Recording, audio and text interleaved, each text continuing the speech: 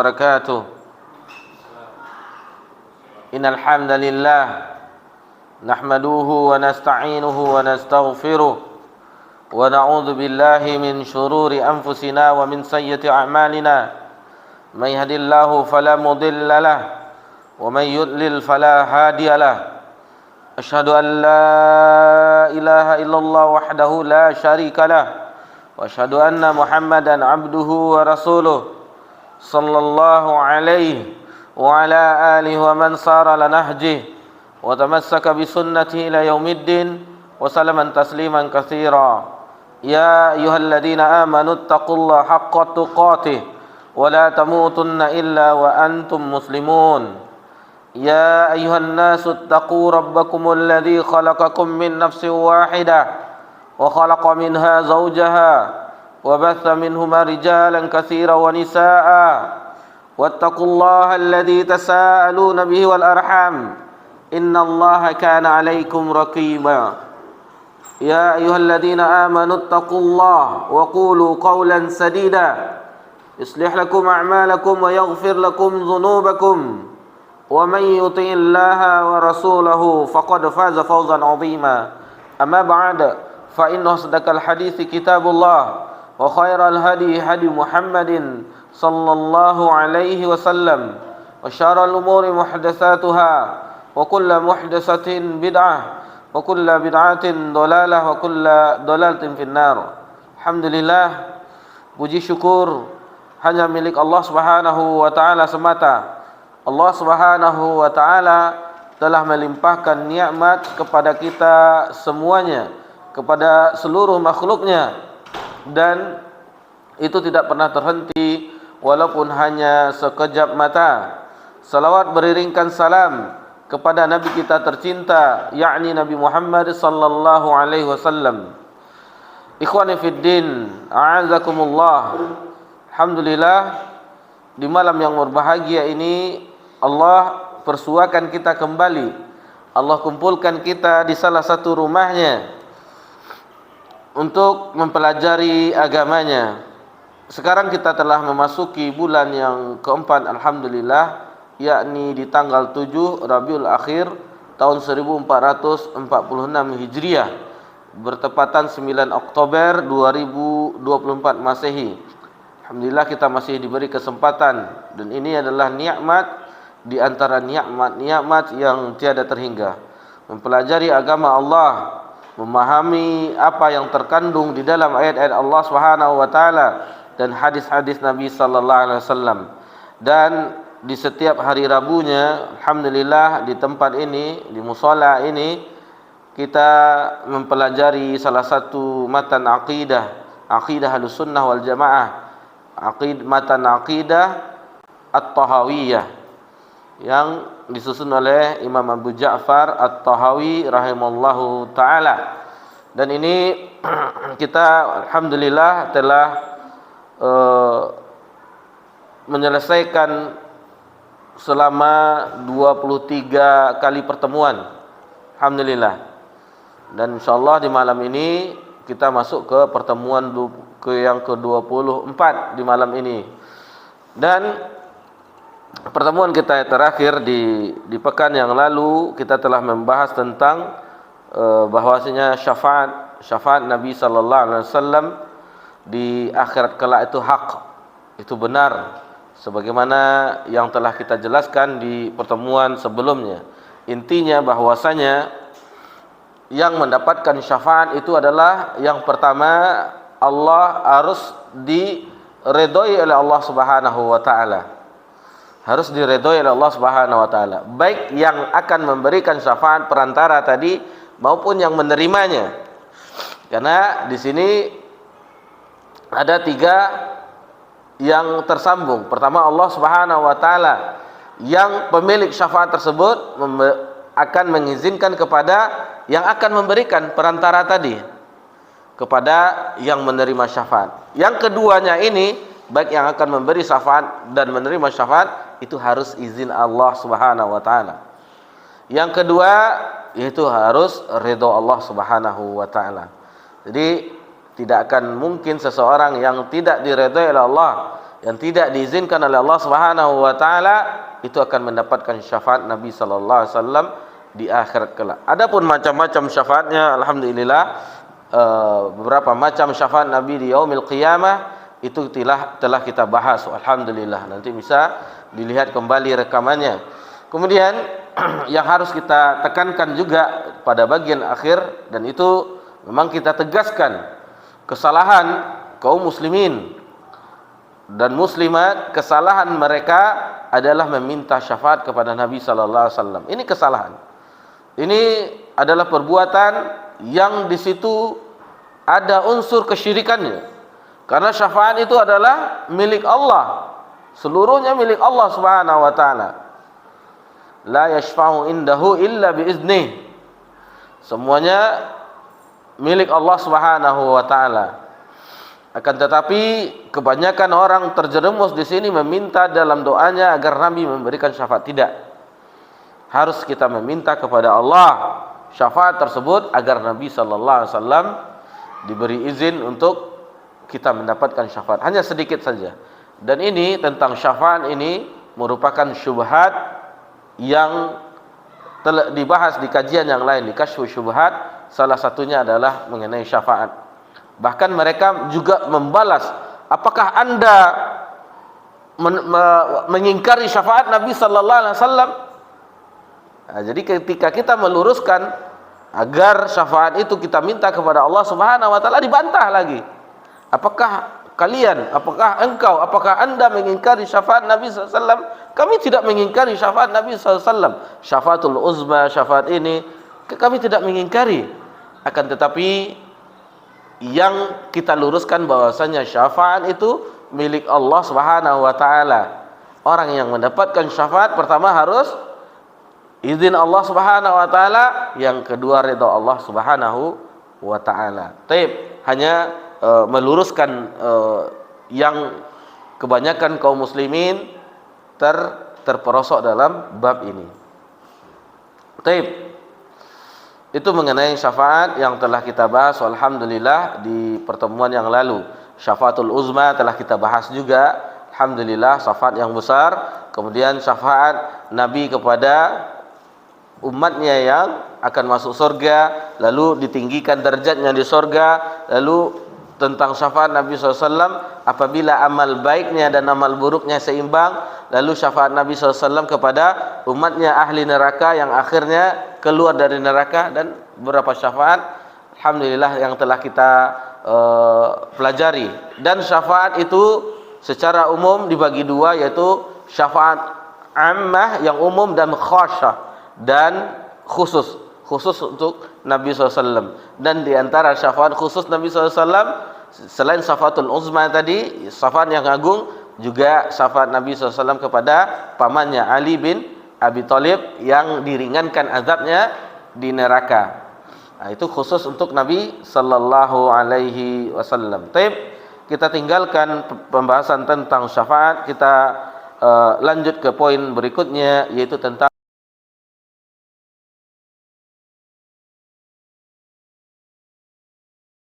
apa itu al-mitsaq. Mari kita dengarkan poin yang ke-85 di halaman 25 pada matan.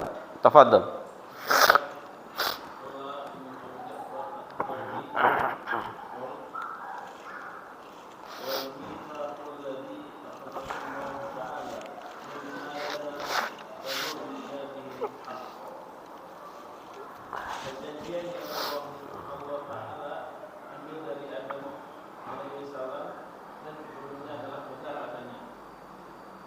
Taib, muallif Al-Imam Abu Ja'far At-Tahawi pada poin yang ke-85 ini mengatakan rahimahullah taala, wal mitsaqul ladzi akhadallahu taala min Adam wa zurriyyatihi haqqan.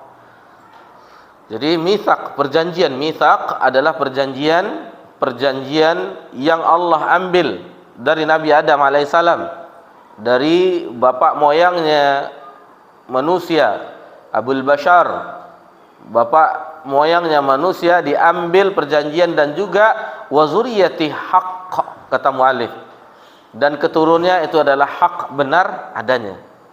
Jadi kita mempelajari masalah keimanan yang ketika itu ruh diambil perjanjiannya.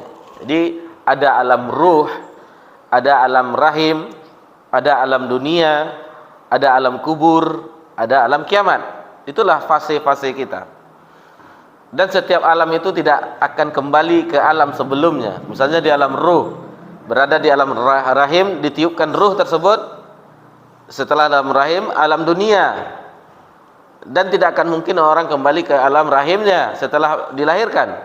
Begitu juga seseorang yang telah meninggal, berada di alam barzakh, alam kubur, tidak mungkin dia kembali ke dunia. Jadi tidak ada mungkin ruh itu bergentayangan sebagaimana yang kurafat-kurafat diyakini oleh masyarakat di negeri kita. Nah, jadi kalau adanya takut-takut hantu-hantu, kalau di Indonesia mungkin pocong, genderuwo, dan yang lainnya, kuntilanak. Nah, kalau di Inggris vampir. Kalau di Cina apa namanya tuh yang melompat-lompat, rupa kalau film Cina.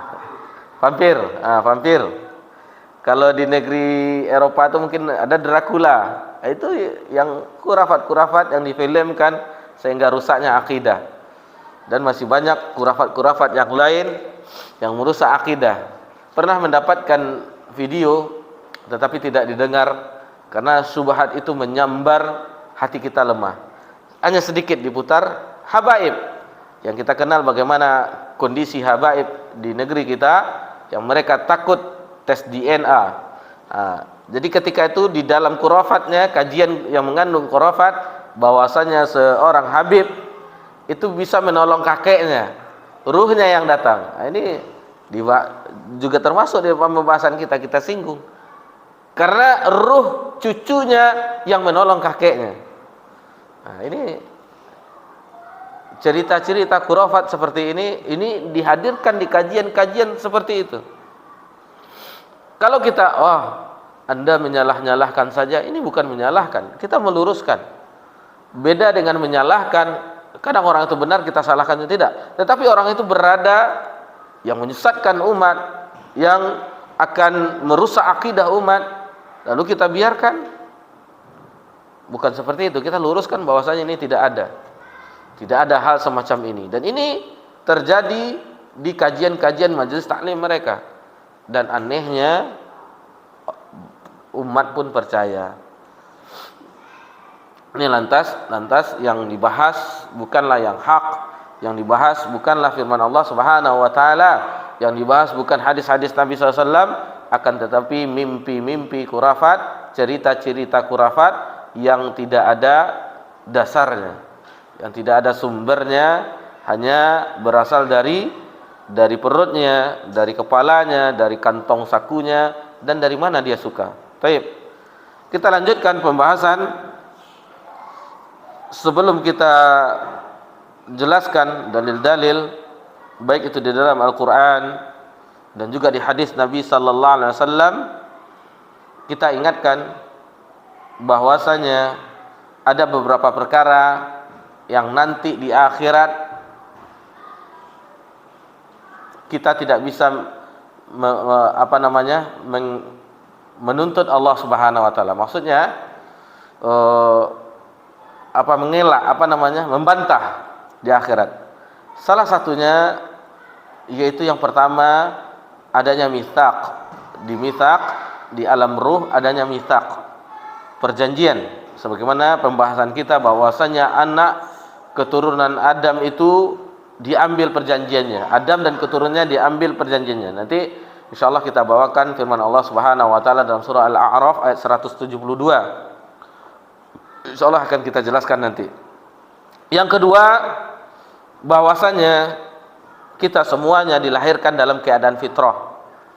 Kita semua dilahirkan dalam keadaan fitrah. Allah Subhanahu wa taala berfirman dalam surah Ar-Rum ayat yang ke-30, "Fa'aqim wajhaka lid-dini hanifa." Fa'aqim wajhaka lid-dini hanifa. Maka hadapkanlah wajahmu dengan lurus kepada agama Allah. Fitratallahi allati fataran nas. tetaplah atas fitrah yang Allah telah menciptakan manusia menurut fitrah tersebut. La tabdila li khalqillah. Jadi di sini disebutkan oleh Allah Subhanahu wa taala allati fataran nas 'alaiha la tabdila li khalqillah. Tidak ada perubahan pada fitrah Allah. Di dalam Sahih Bukhari dan Sahih Muslim, dan Al-Hafiz Ibnu Katsir membawakan tafsir ini ketika menafsirkan ayat dalam surah Ar-Rum ayat yang ke-30 dari sahabat yang mulia Abu Hurairah radhiyallahu anhu, Abdurrahman bin Sakhar Ad-Dausi. Beliau menyebutkan bahwasanya Rasulullah sallallahu alaihi wasallam pernah bersabda, "Kullu mauludin yuladu ala fitrah." Au fi riwayatin ala hadil millah. Setiap anak dilahirkan dalam keadaan fitrah, maksudnya suci, dalam keadaan memeluk Islam. Riwayat yang lain menyebut wa fi riwayatin ala hadil millah, dalam keadaan memeluk millah ini, agama ini, maksudnya Islam. Fa abawahu yuwawidani, maka bapaknya lah yang menjadikan dia Yahudi, wa yunassirani, dan menjadikannya Nasrani, wa yumajjisani, dan menjadikannya Majusi. Kama tuladu bahimata jam'a, sebagaimana halnya dilahirkan hewan ternak yang utuh. Hal tuhissuna fiha min jada'a, apakah kamu merasakan melihat adanya cacat? Jadi seperti itu.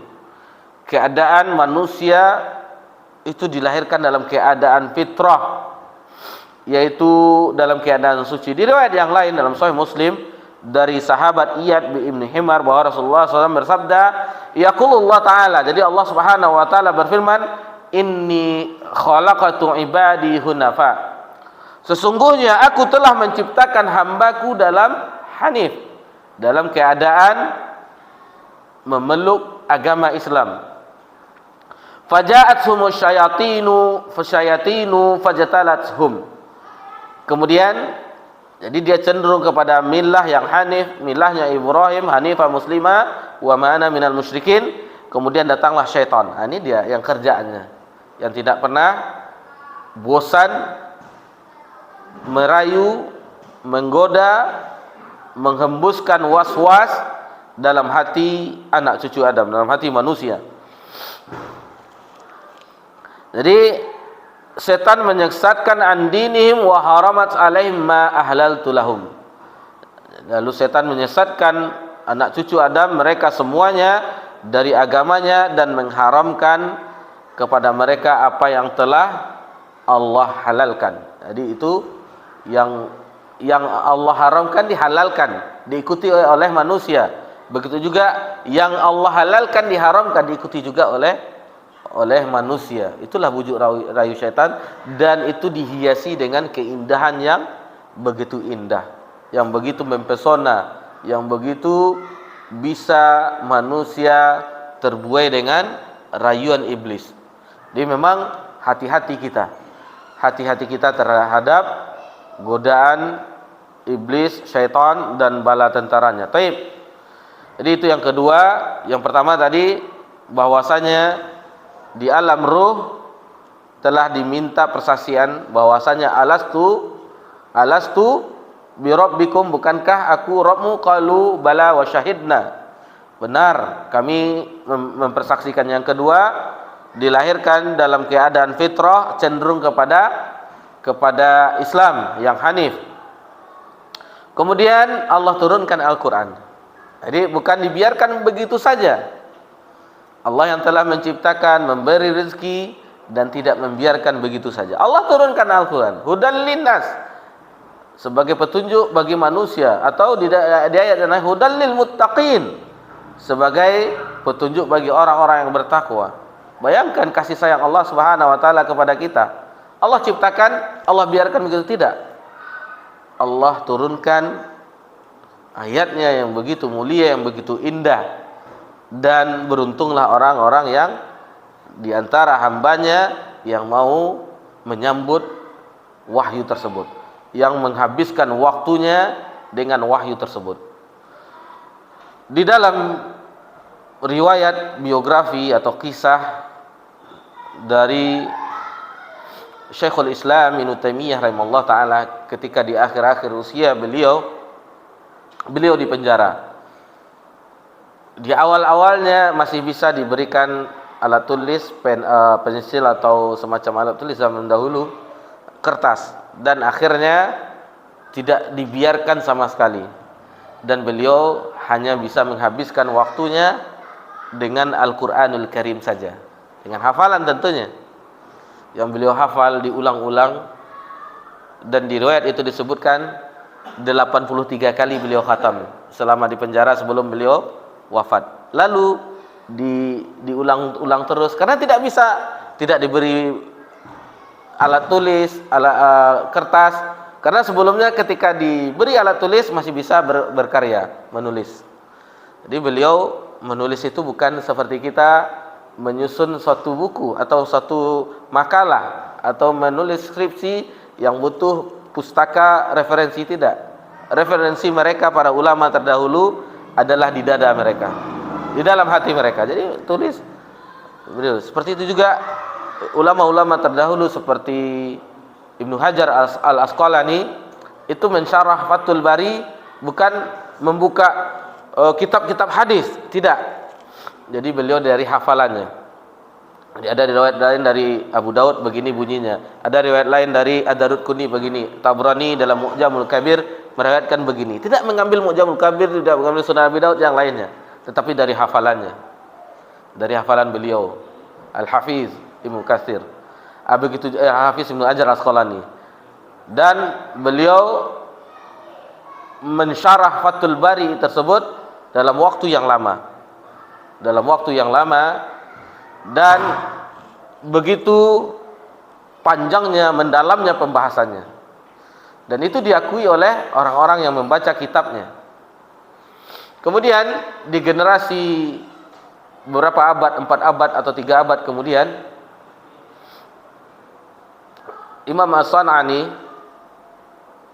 yang kita ketahui ada bukunya Nailul Awtar, ketika mensyarah seperti bagaimana beliau mensyarah Ibnu Hajar mensyarah Sahih Bukhari, kalau tidak salah Al-Muntaqa Al-Kabir, apa itu, yang kitab hadis.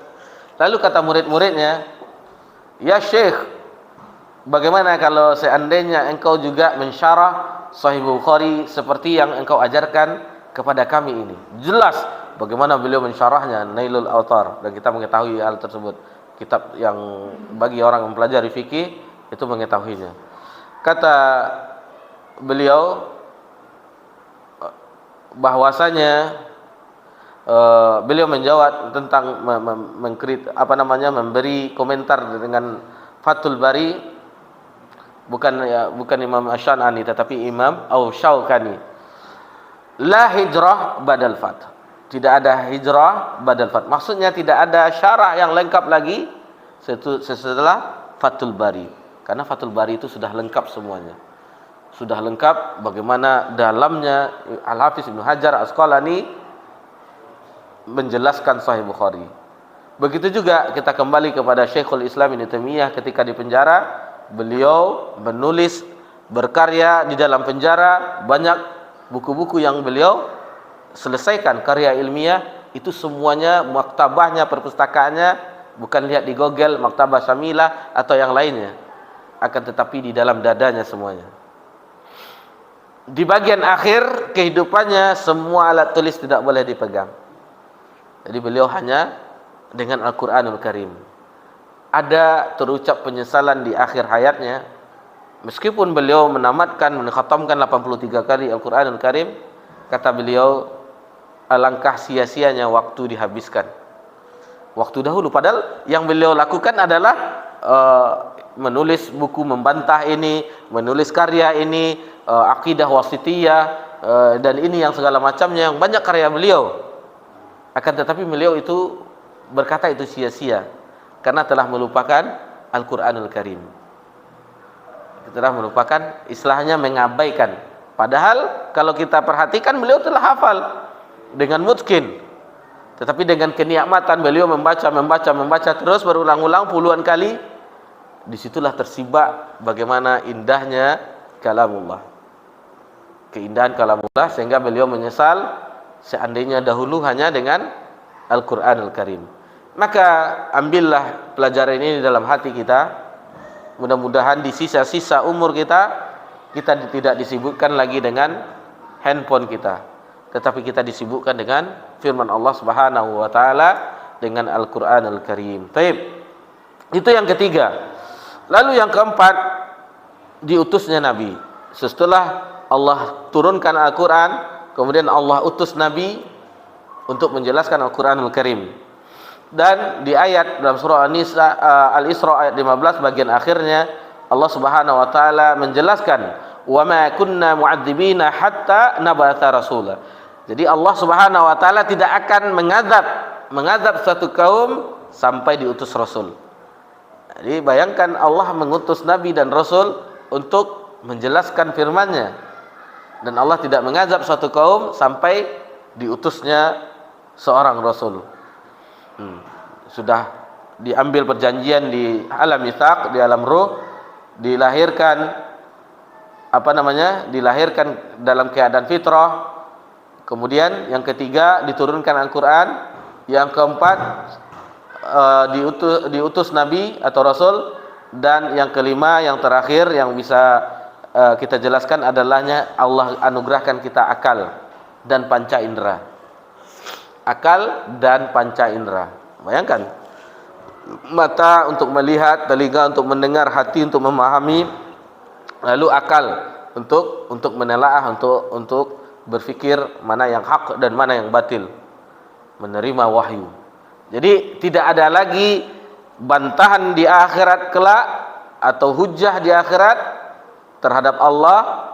Semuanya telah Allah Subhanahu wa taala, telah Allah ambil persaksiannya di alam ruh. Allah lahirkan dalam keadaan hanif, dalam keadaan fitrah. Kemudian diturunkan Al-Qur'an, diutus nabi, dan adanya bagi manusia itu akal dan panca indera. Jadi tidak ada lagi, oh ya Allah begini, tidak ada lagi.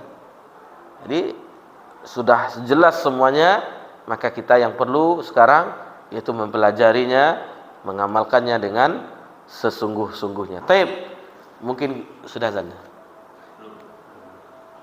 Itu tidak azan. Enggak. Taib.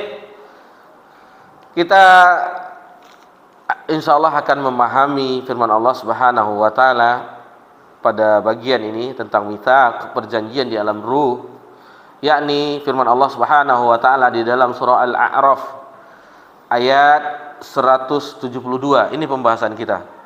Wa iz akhadha rabbuka min bani adama min zuhurihim zuriyatahum. Jadi, dan ingatlah ketika Rabb engkau mengambil. Jadi di sini Allah mengeluarkan dari Adam dan keturunannya dan mengambil persaksian, wa ashhadahum, mengambil persaksian mereka ala anfusihim, atas jiwa mereka. Apa itu persaksiannya? Alastu bi rabbikum, bukankah aku ini Rabbmu?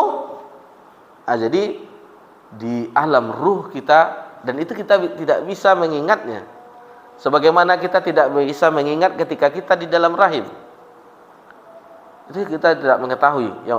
Yang jelas kita imani sekarangnya, akidah yang harus kita yakini bahwasanya ruh anak keturunan Adam dan anak keturunannya diminta persaksian oleh Allah Subhanahu wa taala, alastu bi rabbikum, bukankah aku ini Rabbmu? Qalu bala. Semua ruh-ruh tersebut keturunan Nabi Adam mengatakan benar. Syahidna, dan kami bersaksi, antakulu yaumal qiyamah inna kunna an hadza ghafilin. Jadi tujuan hal tersebut agar di hari kiamat kelak mereka tidak bisa mengatakan apa itu, bahwasanya sesungguhnya kami adalah orang-orang yang lalai terhadap ini. Maksudnya ini terhadap keesaan Allah Subhanahu wa taala. Kunna an hadza ghafilin. Jadi agar nanti di akhirat kelak nanti tidak ada lagi hujah. Sebagaimana kita sebutkan tadi, bukan perjanjian keesaan Allah Subhanahu wa taala saja yang diminta di alam mitsaq. Bahkan Allah lahirkan dalam keadaan fitrah, Allah turunkan Al-Qur'an, Allah utus nabi, dan adanya akal dan panca indera. Kemana lagi seseorang akan membantah Allah, akan memberikan menghujat kalau naik banding apa nama bahasanya, atau mengatakan kepada Allah, ya Allah bagaimana begini, ya Allah ini, tidak bisa lagi. Allah sudah utus nabinya, telah turunkan Al-Qur'annya, semuanya tidak bisa berkelak, dan itu tidak bisa dibantah di akhirat kelak bahwasanya mereka lalai akan hal ini. Jadi Allah Subhanahu wa taala pada ayat ini yukhbiru subhanahu anna istakhraja dzurriyyata bani Adam min aslabihim. Jadi Allah Subhanahu wa taala mengeluarkan dari tulang sulbi Adam, tulang sumsu Adam, anak keturunannya, dan mengambil saksi atas jiwa-jiwa mereka ala anfusihim annallahu rabbuhum wa malikuhum, bahwasanya Allah itu adalah Rabb mereka dan pemilik mereka. Jadi Allah yang disebutkan di sini Rabb mereka dan yang menguasai mereka. Wa annahu la ilaha illahu, dan sesungguhnya tidak ada ilah yang hak kecuali Dia. Jadi di sini disebut wa qad waradat haditsu fi akhadhuriyati min sulbi Adam alaihissalam, dan sungguh telah banyak hadis-hadis yang menjelaskan tentang ini, bagaimana nanti adanya wa tamyizihim ila ashabil yamin wa ila ashabis shimal. Ada juga nanti dari usapan Allah Subhanahu wa taala, nanti insyaallah akan kita bahas, ada hadisnya Allah usap tulang sumsum Adam, ada sebagiannya ashabul yamin dan ada sebagiannya ashabul shimal. Yang ashabul yamin itu nanti akan masuk surga, adapun ashabul shimal nanti akan masuk neraka. Dan ini hadis-hadisnya insyaallah beberapa hadis akan kita bawakan setelah azan Isya insyaallah. Tafadhol, kita azan Isya dulu, baru setelah itu akan kita bawakan beberapa riwayat mengenai penjelasan tentang ayat dalam surah Al-A'raf ayat 172. Tafadhol, azan dulu.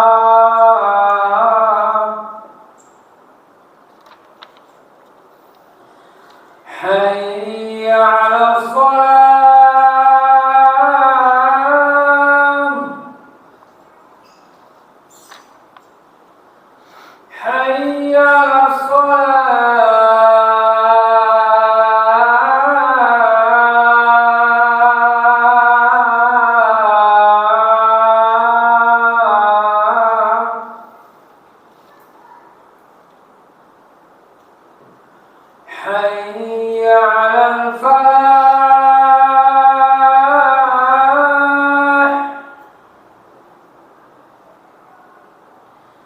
حي على الفلاح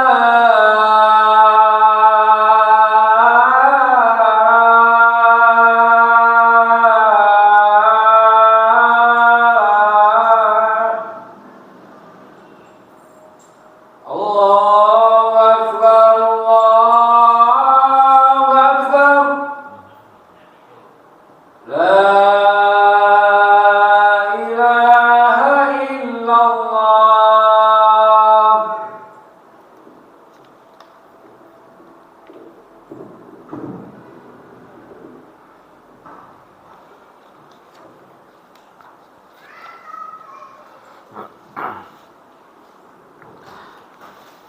Alhamdulillah wassalatu wassalamu ala Rasulillah ma ba'd. Baik, kita lanjutkan, kita akan bawakan dalil-dalil, dan ini hadis-hadis yang dinukilkan di dalam syarah ini yang dinukilkan oleh Ibnu Abil Izzi Al-Hanafi rahimahullah taala, sebagian besar juga dinukilkan oleh Hafiz Ibnu Katsir dalam tafsirnya. Jadi kalau kita lihat tafsir Ibnu Katsir ketika menafsirkan ayat ini, riwayat-riwayat yang dibawakan dalam syarah ini juga terdapat dalam tafsir Ibnu Katsir. Taib. Jadi faminha di antara riwayat yang dibawakan di sini yaitu dari Imam Ahmad an Ibn Abbasin radhiyallahu anhuma. Imam Ahmad meriwayatkan dari Abdullah bin Abbas, semoga Allah meridai dia dan bapaknya yaitu Abbas, ani Nabi sallallahu alaihi wasallam, dari Nabi sallallahu alaihi wasallam qala, Nabi sallallahu alaihi wasallam bersabda, "Innallaha khadzal mitsaqa min zahri Adam alaihi salam." Sesungguhnya Allah mengambil perjanjian mitsaq. Jadi sini perjanjian di alam ruh Adam dan anak keturunannya. Innallaha khadzal mitsaq min zahri Adam. Jadi Allah mengambil perjanjian dari Adam dan keturunannya bi Na'man. Bina'man yakni Arafah. Jadi ketika itu terjadi yaitu di hari Arafah. Kapannya kita tidak tahu. Apakah dahulu itu sudah ada namanya hari Arafah? Karena ini kita berbicara tentang alam ruh yang sebelum ditiupkan di dalam rahim. Dan salah satu kalau kita lihat keutamaan hari Arafah ini juga dinukilkan tentang pengambilan perjanjian Adam dan anak keturunannya. Fa akhraja min sulbihi kulla zurriyatin zara'aha. Jadi maka dikeluarkan dari tulang sumsum atau tulang sulbi Nabi Adam setiap anak keturunannya. Fa nasaraha baina yadayhi. Jadi semuanya itu dilihatkan, disebarkan dengan tangan Allah Subhanahu wa taala, anak keturunan Adam tersebut. Tsumma kullamahum qubula qal.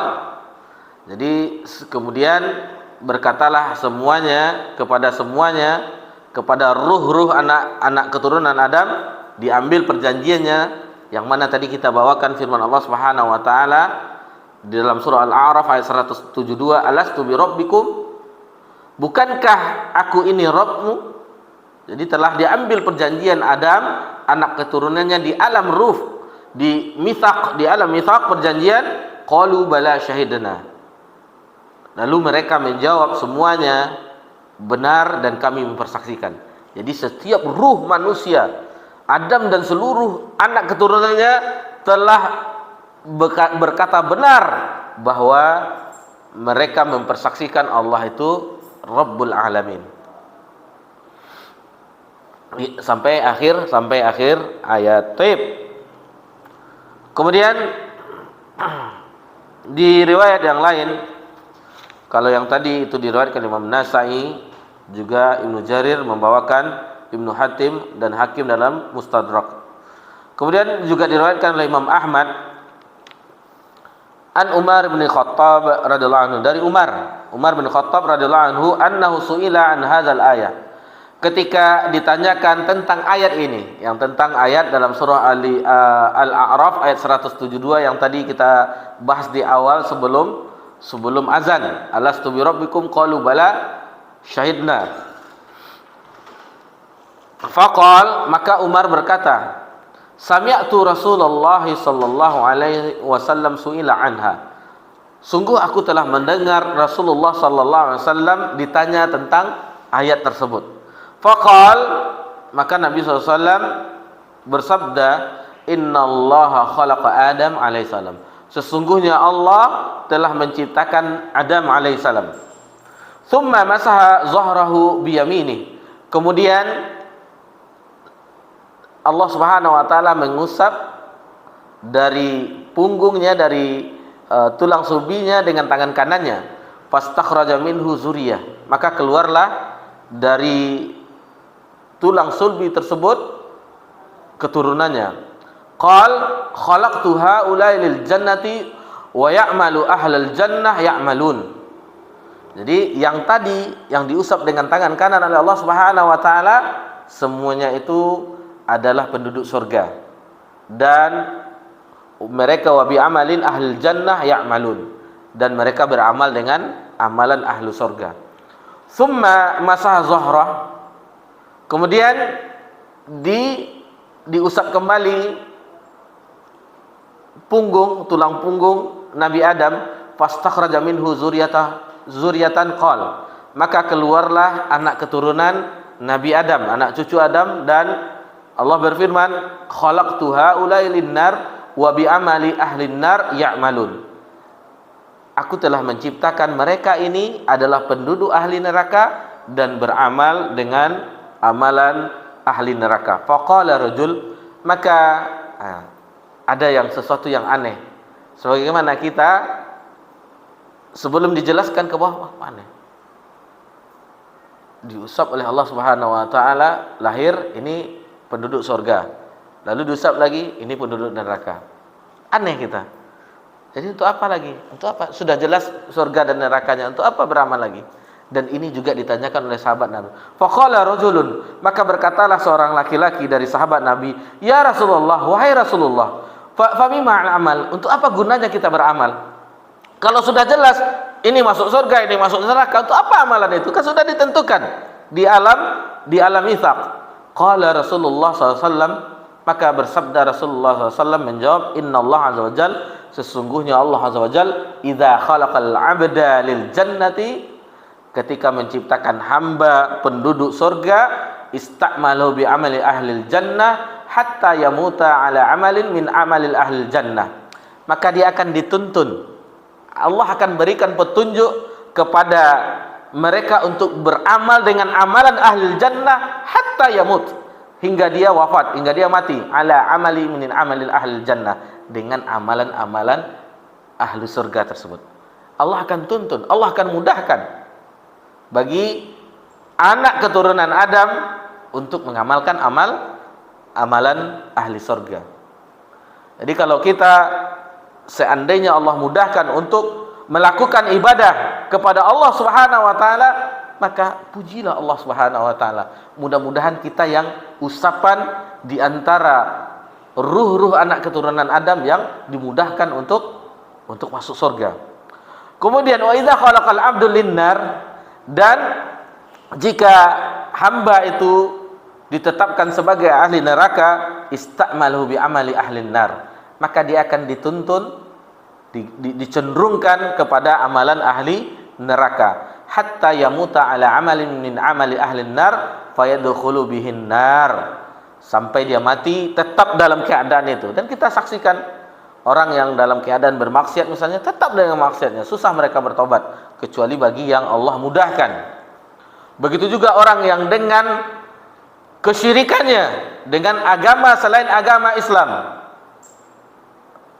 ditetapkan cenderung hati mereka untuk membakar dupa-dupa itu, untuk menyanjung-nyanjung sesajen dan segala macamnya.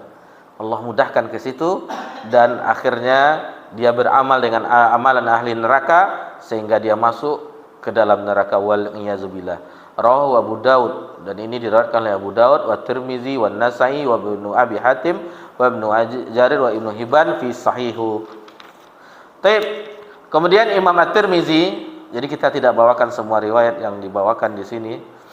Ada beberapa riwayat karena seluruhnya itu ada kemiripan. Kemudian Imam Tirmizi meriwayatkan dari Abu Hurairah radhiyallahu anhu, qala Rasulullah sallallahu alaihi wasallam, lamma khalaqallahu Adama masaha zahrah. Jadi ketika Allah Subhanahu wa taala menciptakan Nabi Adam, maka Allah mengusap tulang punggungnya. Fasaqata min zahri kullu nasamihi huwa khaliquha min zuriyati ila yaumil qiyamah. Maka berjatuhanlah dari tulang sulbi Adam tersebut setiap yang diciptakan tersebut dari keturunannya sampai hari kiamat. Jadi setiap yang Allah usap itu semuanya, sekali usapan itu semua dari keturunan Nabi Adam sampai hari kiamat, seluruhnya. Yang satu usapan penduduk surga seluruh sampai hari kiamat, dan satu usapan lagi penduduk ahli neraka, dan itu semuanya. Taib. Kemudian disebutkan wa ja'ala baina 'ainaini kullu insanu minhum wa bisa' min nur. Jadi dijadikan di antara kedua mata manusia itu, minhum, di antara kedua mata mereka itu, di antaranya wa bisa' min nur, kilauan cahaya yang terang. Tsumma aradahum 'ala Adam. Kemudian anak keturunan Adam itu dilihatkan kepadanya, yang seluruh anak keturunannya itu sampai hari kiamat diperlihatkan kepada Nabi Adam. Faqal ayu Rabb. Lalu Nabi Adam bertanya, siapa mereka ini ya Rabb? Man hulani. Jadi wahai Rabb, siapakah mereka ini? Qal, lalu Allah tabaraka wa taala berfirman, haula'i zuriyatuk. Mereka ini adalah keturunan engkau. Fara'a hadza rajulun min akhiril amami min zuriyatika yuqalu lahu. Jadi ada sesuatu yang ditanyakan, siapa ini laki-laki ini dari keturunan ini. Lalu dikatakan kepadanya Daud, dia adalah Daud. Kenapa? Terluput. Fara'a rajulan minhum. Jadi ketika diperlihatkan kepada Adam, kita balik ke atasnya karena terlewat. Lalu dia melihat seorang laki-laki di antara mereka, fa'ajabahu wa bisu ma baina 'ainai. Jadi takjub dia melihat laki-laki tersebut. Faqal ayu Rabb man haza? Wahai Rabb, siapa ini? Faqal, lalu dijawab, haza rajulun min akhiril umam min zuriyyatika yuqalu lahu Daud. Jadi yang membuat Nabi Adam takjub itu adalah Nabi Daud alaihissalam. Qal Rabb kam umruh? Wahai Rabb, berapa umurnya? Lalu dijawab oleh Rabbul Alamin, 60 sanah, 60 tahun. Qal ay Rabb zidhu min umuri 40 sanah. Lalu Nabi Adam mengatakan, wahai Rabb, tambahkanlah umurku. Jadi dikasihkan umur Nabi Adam kepada Nabi Daud 40 sanah, 40 tahun. Falamma in qada umru Adam jaa malakul maut. Jadi ketika telah sampai ajal Nabi Adam, maka datanglah malaikat maut. Qal aw lam yabqa min umuri 40 sanah. Lalu dia katakan kepada malaikat maut Nabi Adam, bukankah aku hidup 40 tahun lagi? Qal, lalu dijawab oleh malaikat maut, awalam tu'atiha abnaka Daud? Bukankah engkau telah memberikan umurmu kepada anak keturunanmu, yaitu Nabi Daud? Qal, lalu disebutkan oleh Nabi SAW, fajahadat zuriyatuh. Jadi di sini Nabi Adam itu mengingkari, maka begitu jugalah keturunannya. Wa nasiya Adam fanasiyat zuriyatuh. Nabi Adam itu lupa, begitu juga dengan anak keturunannya juga lupa. Wa khati'a Adam fa khati'at zuriyatuh. Dan Nabi Adam bersalah, anak keturunannya juga bersalah. Tsumma qala Tirmizi, kemudian Imam Tirmizi berkata, hadza haditsun hasanun sahih. Hadis ini adalah hadis hasan sahih, rawahul Hakim wa qala sahihun ala syarti Muslim wa lam yakhrujuhu. Jadi ini sahih dalam surat Muslim, tetapi Imam Muslim tidak mengeluarkannya. Taib. Jadi begitulah bagaimana Adam dia mengingkari, mengelak, begitu juga lah anak keturunannya. Dia lupa, anak keturunannya juga lupa. Dan Adam bersalah, anak keturunannya juga bersalah. Taib. Kemudian Imam Ahmad juga meriwayatkan an Anas bin Malikin, dari Anas bin Malik radhiyallahu anhu, anin Nabi sallallahu alaihi wasallam, dari Nabi sallallahu alaihi wasallam, qal yuqalu lirajuli min ahli an-nar yaumal qiyamah. Dikatakan kepada seorang laki-laki penghuni neraka, araita law kana laka ma'al al-ardi min syai' akuntu muqtadiyan bih. Bagaimana pendapat engkau jika engkau memiliki seluruh bumi ini, apakah engkau akan menebus dirimu? Jadi dikatakan kepada penduduk ahli neraka, jika engkau ara'aita law kana laka ma'al al-ardi min syai' akunta muftadiyan bih, jika engkau memiliki seluruh bumi ini, seluruhnya, tentu perbendaharaannya seluruhnya, kepada ahli seorang penduduk neraka, apakah engkau akan menebus dirimu dengan yang engkau miliki seluruh bumi? Qal fayaqul na'am. Jadi dijawab oleh laki-laki penduduk ahli neraka wal yazubillah, ya. Qal, lalu dikatakan fayaqul qad aradtu minka ahwana min zalik. Sungguh aku telah menginginkan dari engkau sesuatu yang ringan daripada itu. Qad akhadtu 'alaika fi zuhri Adam alla tusyrika bi syai'a. Sungguh aku, kata Allah Subhanahu wa taala, telah mengambil perjanjian engkau sejak di tulang sulbi Adam, alla tusyrika bi syai'a, agar tidak berbuat sedikit pun kesyirikan terhadapku, kata Allah tabaraka wa taala. Afabaita illa an tusyrika bi, namun engkau melakukan kesyirikan terhadapku. Bayangkan, hanya sedikit yang Allah inginkan ketika di alam ruh, yaitu alla tusyrika bi syai'a, tidak mempersekutukan Allah dengan apapun. Jadi kita ulang hadis ini, sangat banyak faedahnya. Jadi ketika ditanyakan oleh Allah Subhanahu wa taala kepada yuqalu rajulin min ahli an-nar yaumal qiyamah, seseorang menjadi yang ditakdirkan menjadi penduduk neraka, lalu ditanyakan kepada mereka, seandainya mereka memiliki perbendaharaan seluruh bumi ini, apakah dia akan menebusnya? Iya. Lalu dikembalikan pertanyaan itu, padahal dahulu yang dituntut, yang Allah inginkan dari mereka itu hanya lebih ringan dari itu. Ahawan min zalik, lebih ringan daripada itu, daripada menebus dirinya dengan seluruh bumi dan perbendaharaan. Apa yang diminta ketika perjanjian itu? Hanya kata qad akhadtu 'ala fi zuhri Adam alla tusyrika bi syai'a.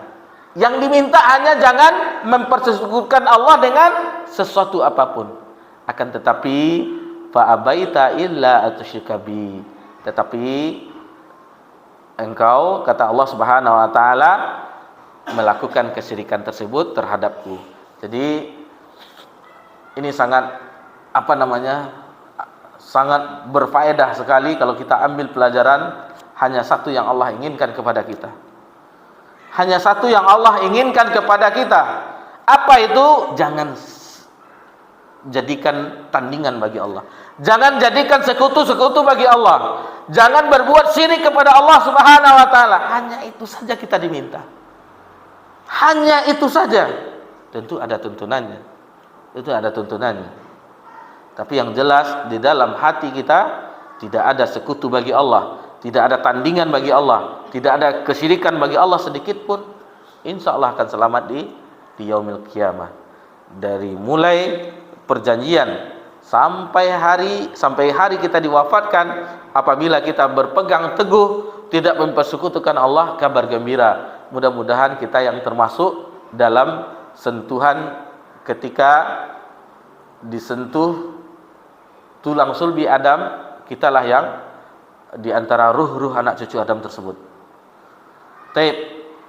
Ada beberapa riwayat lagi yang mungkin tidak bisa kita bahas, akan tetapi intinya ikhwani fiddin rahimani wa rahimakumullah, bahwasanya Imam At-Tahawi rahimahullah taala, Imam Abu Ja'far At-Tahawi menjelaskan kepada kita bahwasanya di antara akidah Ahlus Sunnah bahwasanya adanya al-mitsaq, yaitu perjanjian Adam dan anak keturunannya. Bahwasanya apa perjanjiannya? Alastu bi rabbikum, bukankah aku ini Rabbmu? Lalu seluruhnya menjawab qalu bala wa syahidna. Mereka menjawab semuanya, kita semua menjawab ketika di alam ruh, di alam mitsaq, diminta perjanjian, yaitu kita membenarkan bahwa Allah itu Rabb. Maka pertahankan perjanjian ikrar kita itu ketika di alam ruh sampai berpisahnya ruh kita dengan jasadnya. Jadi ruh itu akan tetap bertauhid kepada Allah Subhanahu wa taala sampai berpisah dengan jasad kita. Itulah yang bisa kita bahas di kesempatan yang berbahagia ini, bahwasanya kita harus meyakini bahwasanya itu adalah salah satu akidah. Kalau kita mempelajari akidah, tentunya kita harus berpedoman kepada ayat dan hadis. Tidak boleh kita yang seperti tadi kita katakan bahwasanya ada kajian habaib, di antara habaib bahwasanya cucunya menolong kakeknya, yang menolong ruh cucunya. Cucu menolong kakek, tetapi yang ketika kakek itu ditolong ruhnya yang menolong. Nah, ini kurafat-kurafat, cerita-cerita yang seperti ini tidak ada landasannya.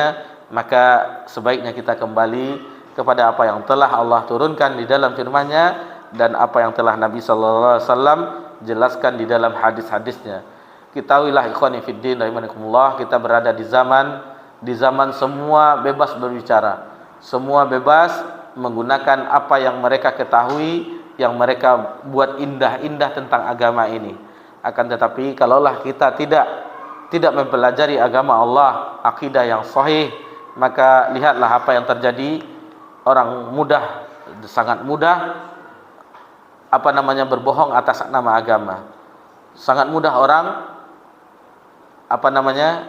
mencari penghasilan yang banyak dengan agama. Dengan kuburan orang wali, ada kotak infaknya yang banyak, semuanya hawa nafsu, kenikmatan kehidupan dunia, dan itu bukan tujuan kita belajar agama. Kita belajar agama, tujuan kita bukan untuk dunia, kemewahan dunia, kemegahan dunia, akan tetapi tujuan kita mempelajari agama Allah Subhanahu wa taala agar kita mempertahankan tauhid kita dan kita tidak kotori dengan apapun bentuk kesyirikan, sehingga kita di akhirat kelak menjadi hamba yang berbahagia ketika bersua dengan Rabbul Alamin. Itu yang bisa kita pelajari, dan kita umumkan juga mohon izin libur 2 pekan di Rabu yang akan datang dan Rabu yang satu lagi, karena insyaallah safar, dan mungkin kita akan kembali lagi, Allah jumpakan kita di pekan yang keempat insyaallah. Di pekan kedua dan pekan keempat kita libur karena safar. Jadi mungkin bisa digantikan atau libur sama sekali, wallahu taala alam, terserah yang mengurus kajian di Mushola Baitul Izzah. Mudah-mudahan Allah perjumpakan kita kembali dan bisa melanjutkan apa yang telah disusun atau yang telah dijelaskan oleh Imam Abu Ja'far At-Tahawi di dalam matan Al-Aqidah At-Tahawiyah. Subhanakallahumma bika asyhadu an la ilaha illa anta astaghfiruka wa atubu ilaik. Wassalamu ala nabi Muhammad sallallahu alaihi wasallam wa ala alihi washabbihi ajmain walhamdulillahi rabbil alamin. Wassalamualaikum warahmatullahi wabarakatuh.